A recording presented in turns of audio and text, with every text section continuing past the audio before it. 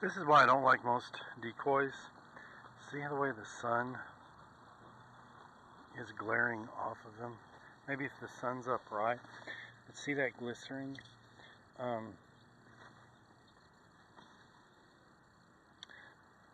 think they can tell that's not a real turkey. And then the back side. So, anyways, I'm going to show you guys what I do about that and how I deal with it. I cover my decoys, even my more expensive ones. I cover them in feathers, and they give it a more realistic look, especially when the wind is blowing. The feathers are sitting there moving, and they're just not that shiny plastic look. I mean, from a distance, turkey does not shine. See, even this one, to me, it does not look real. Okay? And I think the toms can tell the difference. And I want you to look at this, and then when I get done, the difference when I coat it in feathers. In this shed, I don't know how well you can see, but there's 3 capes hanging there, and I'm going to pull them out and see which one will fit the best.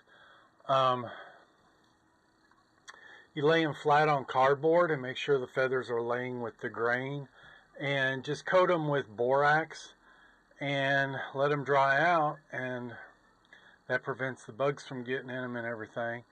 And you'll see, I'll just tie it over the decoy with fishing line. So then I'll use those fans maybe, but I don't know. I got piles of those fans. But wait and see what it looks like when I'm done. I'm waiting for the hide to soften up. I hosed it down and washed the borax off of it so I can form fit it around the decoy, because it's still pretty hard. But I was going to show you, I love this thing. I don't see why you don't find them for sale more places. Just go just like that.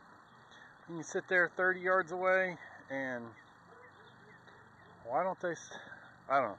Anyways, so I got to cut out a little groove right here, and waiting for the hide to soften up a little bit, and then what I do is I wrap fishing line around it.